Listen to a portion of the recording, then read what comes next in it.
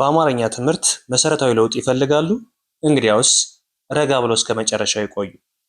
በኢትዮጵያ የሥራ ቋንቋ የሆነውን አማርኛ ቀለል ባለ ሁኔታ ማንበብና መጻፍ ለተቸገራችሁ ሁሉ በአጭር ጊዜ በሳምንት 5 ቀን ከሰኞ እስከ ዓርብ በሚገኙ የሥራ ቀናት አቀላጥፋችሁ ማንበብና መጻፍ እንድትችሉ እናደርጋለን። በተለይ መጻፍ ለምትቸገሩ ማንበብ እየሞከራችሁ አገጣጥማችሁ ለማንበብና መጻፍ ለምትቸገሩ ሁሉ በሳምንት 5 ቀን ከሰኞ እስከ ዓርብ በሚገኙ የሥራ ቀናት በኦንላይን ባላችሁበት ሆናችሁ በግል ወይም በግሩፕ ትምህርቱን መከታተል ትችላላችሁ። ከጠዋቱ 12 ሰዓት እስከ ሌሊቱ 6 ሰዓት በኢትዮጵያ ትምህርቱን እያስተማርን እንገኛለን። በኦንላይን በአጭር ጊዜ ብቻ ከ3 ወር እስከ 4 ወር ባልበለጠ ጊዜ ለጀማሪዎች እያስተማርን እንገኛለን። ሰላም ጤና ይስጥልኝ። የተወደዳችሁ የናይል አካዳሚ ቤተሰቦች እንዴት ናችሁ? በያላችሁበት የዓለም ዳርቻ ሰላማችሁ ይብዛልኝ። የዚህ ቻናል አዲስ የሆናችሁ ሰብስክራይብ በማድረግ ጀምሩ። ነባር ቤተሰቦቻችን ደግሞ ላይክ እና ሼር እያደረጋችሁ አማርኛን ከመሰረቱ ማንበብና መጻፍ ለሚቸገሩ ታዳርሱልኝ ዘንድ ከወዲሁ አሳስባለሁ። ዛሬ ደግሞ እንዴት አድርገን አጫጭር ምንባብን ማንበብና መጻፍ እንችላለን፣ እንዲሁም ደግሞ በውስጣቸው መሰረታዊ ለውጥን ይዘው የመጡ አስተማሪ ጥቅሶችን እናነብላችኋለን። እናንተም እነዚህን አስተማሪ ጥቅሶች በማስታወሻ በመያዝ አሊያም ደግሞ በአእምሯችሁ በመደጋገም በመያዝ የምትጠቀሙባቸው ይሆናል። በኢሞ፣ በዋትሳፕ፣ በቴሌግራም አሊያም ደግሞ ኢሞ እንዲሁም ቲክቶክ ላይ ታገኙናላችሁ። በአጭር ጊዜ ማንበብና መጻፍ የምትችሉበትን ሁሉ እናቀርብላችኋለን። አሁን ቀጥታ ወደ ትምህርቱ ነው የሚሄደው። እዚህ ጋር እንደምታዩት የመጀመሪያው ነገርን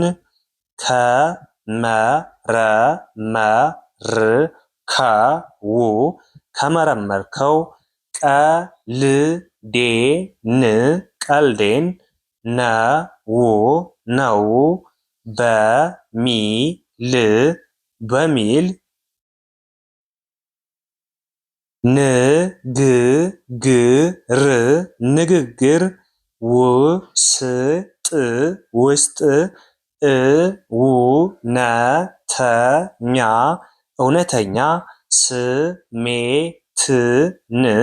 ስሜትን ታገኘዋለህ። ልብ በሉ። ነገርን ከመረመርከው ቀልዴን ነው በሚል ንግግር ውስጥ እውነተኛ ስሜትን ታገኘዋለህ። ብዙዎቻችን የምናወራው ነገር ከልባችን ፈልገ ነው፣ ነገር ግን ሰዎችን ላለማስባለን ስንል አይ ቀልዴን እኮ ነው እንደዛ አስቤ እኮ ነው ብለን የምናወራቸው ንግግሮች ልብ ብላችሁ ተመልከቷቸው። የብዙዎች እውነተኛ ታሪኮች ወይም ደግሞ እውነተኛ ፍላጎትን መሰረት ያደረጉ ናቸው። አንድን ሰው እያወራ ነው እያለ በወሬ መሃል የምንናገራቸው ቅጽበታዊ ድርጊቶች መልሰን አይ ለቀልድ እኮ ነው፣ አይ የውሸቴን እኮ ነው ብለን የምንናገራቸው ነገሮች እውነታን መሰረት ያደረጉ ናቸው። ይሄ የማንኛውም ሰው መከታተል ብትችሉ እውነታውን ታገኙታላችሁ። አንድ ሰው ካንተ ለመራቅ ቢፈልግ እኔ እኮ ካንተ መለየት ፈልጋለሁ ብሎ በግልጽ ላይ ነግርህ ይችላል። ነገር ግን በጨዋታና በንግግር መሃል የሆነ ጣል የሚያደርገውና መጨረሻ ላይ አይ የቀልዴን እኮ ነው ብሎ የሚመልሳቸው ነገሮች ውስጡን ስለሚያጠራጥሩት እንጂ እውነታውን በዛ ሸፍኖ ለማለፍ የሚፈልገው ግን ግልጽ የሆነ ነገር ነው ማለት ነው። ሁለተኛ የሰው ከባዱ ሸክም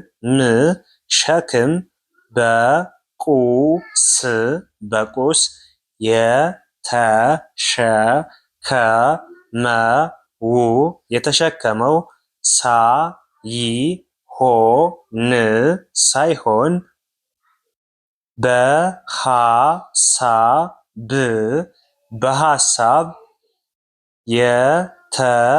የተሸከመው ሳይሆን በሐሳብ የተሸከመው ነው። የሰው ከባዱ ሸክም በቁስ የተሸከመው ሳይሆን በሐሳብ የተሸከመው ነው። በቁስ ማለት ምን ልበላችሁ? የሆነ ለምሳሌ ዕቃ ሊሆን ይችላል፣ ብረት ሊሆን ይችላል፣ የሆነ ነገር በአካል የተሸከመው እንደማለት ነው። ቁስ ማለት እሱ ነው። ቁስ አካል ማለት ተንቀሳቃሽ የምንይዛቸው ነገሮች፣ የምናንቀሳቀሳቸው ነገሮች ናቸው። እነዚህ ቁስ አካል ይባላሉ። ስለዚህ የሰው ከባዱ ሸክም በቁስ የተሸከመው ሳይሆን በሐሳብ የተሸከመው ነው። ብዙዎቻችን በቁስ የተሸከምነው ነገር ለሆነ ጊዜ ላይ ተሸክመን እናወርደዋለን። ነገር ግን በሐሳብ የተሸከምነውን ነገር በቀላሉ ማውረድ አንችልም ማለት ነው። በቀላሉ ማውረድ አንችልም። ስለዚህ የሰው ከባዱ ሸክም ማለት በቁስ አካል የተሸከመው ሳይሆን በሀሳብ የተሸከመው ነገር ነው። አብዛኞቻችን በሀሳብ የምንሸከማቸው ነገሮች ኢብን ራሳችን እስከ ማሳት ድረስ ይደርሳሉ። አላማችን እስከ መርሳት ድረስ ስንንቀሳቀስ ሁሉ ብዙ ጊዜ ነገሮች ሁሉ ያደነቃቅፉናል። ያም የሆነበት ምክንያት ምንድነው? ሀሳባችን ጋር ስለምንጋጭ ብዙ ጊዜ ስለ ሀሳቡ የሆነ ብዙ ነገርን ስለምናወራ በዛን ሰዓት በሀሳባችን የምናስበው ነገር የአካላችን ግድፈት ይገጥመዋል ማለት ነው። ስለዚህ ብዙ ጊዜ የሚከብደው የሀሳብ ሸክም እንጂ የቁስ አካል ሸክም አይደለም። ስለዚህ ሁላችንም ሀሳባችንን ቀለል ማድረግና ሁሉንም በእግዚአብሔር ኃይል እንደሚሳካ ማመን መቻል አለብን። ወደ ሶስተኛው ስንሄድ አዋቂ አዋቂ፣ መስለን መስለን፣ ለመታየት ለመታየት፣ የምናደርገው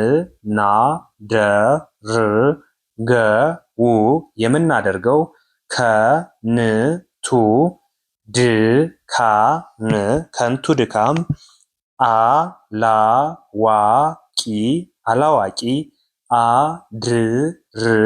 አላዋቂ አድርጎ ያስቀረናል። ልብ በሉ። አዋቂ መስለን ለመታየት የምናደርገው ከንቱ ድካም አላዋቂ አድርጎ ያስቀረናል። እኛ መጀመሪያ ውስጣችንን ማሳመን መቻል አለብን። እኔ ማን ነኝ የሚለው ስለ ራሳችን ማወቅ መቻል አለብን። በአቅማችን ልክ መንቀሳቀስ መቻል አለብን። በአቅማችን ልክ እኔ ማቀው እስከዚህ ነው ካልኩኝ እስከዛ ገደቤ ድረስ ነው መንቀሳቀስ ያለብኝ እንጂ ለመምሰል ሳይሆን ለመሆን እንሞክር። ለመምሰል ሳይሆን ለመሆን እንሞክር። ሰዎችን አንመልከት፣ እኛ ራሳችንን ጠይቅ። መጀመሪያ አንድ ሰው ከሰው ጋር የሆነ ነገር ለማድረግ ወይም ደግሞ ትክክለኛ ሰው ለመባል ራሱን መጠየቅ መቻል አለበት። መጀመሪያ ራሳችሁን ጠይቁ። በሰው አትፍረዱ። ምንም አይነት ሰው ይሁን በሰው አትፍረዱ። መጀመሪያ ራሳችሁን ጠይቁ። እኔ ማን ነኝ ነው የመጀመሪያ ስራችን። ስለ ራሳችን ማሰብና ስለ ራሳችን ያለን ሁኔታ ማወቅ መቻል አለብን። ከዛ በኋላ ነው የከሌ እንደዚህ እኮ ነው ብለን ማውራት ያለብን እንጂ ስለ ራሳችን ሳናውቅ ሰዎችን መንቀፍም ይሁን መደገፍ አንችልም። ምናልባት ልንደግፍ እንችላለን፣ ግን መንቀፍ አንችልም። ለምን? እኛ ማንን ስለ ራሳችን ማወቅ መቻል አለብን። ስለዚህ አዋቂ መስለን ለመታየት አንቅረብ። በየትኛውም ቦታ አዋቂ መስለን ለመቅረብ አንሞክር። የምናደርገው አዋቂ መስለን ለመታየት የምናደርገው ነገር ፈጽሞ አላዋቂ ነው የሚያደርገን። የሆነ ጊዜ ላይ ውስጣችን ባዶ ውጫችን ግን አዋቂ ይመስላል። ውስጣችን ባዶ ውጫችን የነቃ ይመስላል።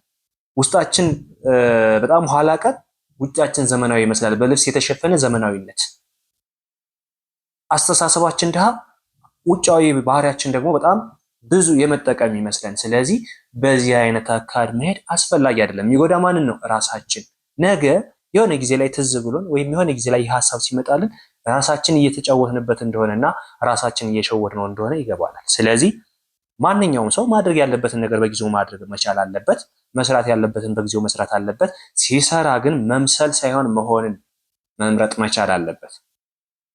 ሰው ምንድን ነው የሚባለው? ልብስና ጥርስ የማይሸፍነው ነገር የለም ይባላል አይደለም? ብዙዎቻችን ውስጣችን ሌላ ነው፣ ውጫችን ሌላ ነው። የምናንጸባርቀው ልክ እንደ መስታወት የምናንጸባርቀው መስታወት ላይት እንደሚያንጸባርቀው ሁሉ እኛም እንደዛ እናንጸባርቃለን። በምን? በውጫዊ ማንነታችን። ውስጣችን ግን ድብቅ የሆነ ሚስጥር አለ ማለት ነው። ስለዚህ ያን ድብቅ የሆነ ሚስጥራችን አወጣን ልክ እንደ ውጫዊ ባህሪያችን ማስመሰል መቻል አለብን። እውነታውን መቀበል መቻል አለብን። እኔ አላቅም፣ በቃ እውነታው ይሄ ነው ብለን ራሳችን መቀበል መቻል አለብን። እኔ እስከየት አውቃለሁ? እስከዚህ ድረስ እናውቃለሁ፣ የዚህኛውን ደግሞ አላቅም፣ መረዳት አለብኝ ብለን ራሳችን መሳመን መቻል አለብን። እኔ ማቀው አለማወቄን ነው የሚለው ቃል እንደዚህ ቀላል አይደለም። ስለዚህ አለማወቅ ከተጠያቂነት አያድንም፣ ማወቅ መቻል አለብን። ኢቭን አሁን ብዙዎቻችን ተማሪዎች ምን ልበላችሁ፣ ወጣቶች ልበሉ፣ ወጣቶች አይታችኋቸው ከሆነ አለባበሳቸው ያምራል፣ አካሄዳቸው ያምራል። ነገር ግን አንድን የሆነ ነገር ይህን አንብቢልኝ ወይም ይህን አንብቢልኝ አሊያም መልእክት ጻፊልኝ ብለህ ብትጠይቃት ወይም ብትጠይቀው በዛ ባለባበሱ ልክ ላትለካው ትችላለህ። ያስደነግጠዋል። አንዳንዴ እኔ እንጃ፣ እኔ ራሱ ግራ ገብቶኛ ቃል ሳያቸው በጣም አለባበሳቸው የሚያምር አካሄዳቸው የሚያምር ወጣቶች ቀሽት የሆኑ ልጆች አሉና ግን ትምህርት ተምረዋል ብለህ የሆነ ነገር ስትጠይቃቸው ያንን ነገር ሳይመልሱ ሲቀሩ የሆነ ነገር ይሰማሃል አይደለ? ያ ማለት በአለባበሳችን ልክ ሰውን መመዘን አንችልም። ስለዚህ እናንተም እንደዛ እንዳትሆኑ፣ አለባበሳችሁ የሚያምር ቀሽት የወጣትነታችሁን ጊዜ የተጠቀማችሁ አሁንም አእምሯችሁንም በዛ በልብሳችሁ በምትሸሽጉት ልክ አእምሯችሁንም በዛ ልክ ማድረግ መቻል አለባችሁ። ተማሩ፣ ተለወጡ፣ አንብቡ። ነገ እንደማንኛውም ሰው እኩል ሆናችሁ ማውራት ትችላላችሁ። ኢቨን እኮ ኢትዮጵያ ላይ ሆናችሁ በአማርኛ ከሌላ ቦታ ሆናችሁ ደግሞ በእንግሊዝኛ የመግባባት እድሉ ሰፊ ነው አይደለ? ስለዚህ ኢትዮጵያ ላይ በአማርኛ ኢቨን የሆነ ቡና ቤት ላይ ተቀምጠሽ እንኳን ቡና እፈልጋለሁ ብለሽ ለመናገር የማትችይ ከሆነ ከባድ ነው። ባንክ ላይ ገብተን ጽፈን ማውጣት ገንዘብ የማንችል ከሆነ ስሜን ጻፉ ሊልን ነው፣ እጃችን ልንሰድ ነው። ኧረ ሸም ነው።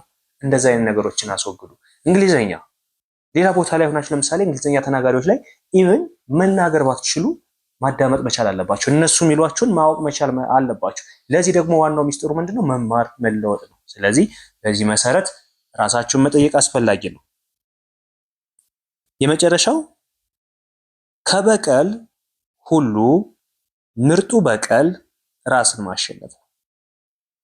ከበቀል ሁሉ ምርጡ በቀል ራስን ማሸነፍ ነው። እንደዚች አንቀጽ የረካውባት ወይም ደግሞ ያስደስተኝ ነገር የለም። እውነቱን ስላችሁ ከበቀል ሁሉ በቀል ራስን ማሸነፍ ነው። አለቀ።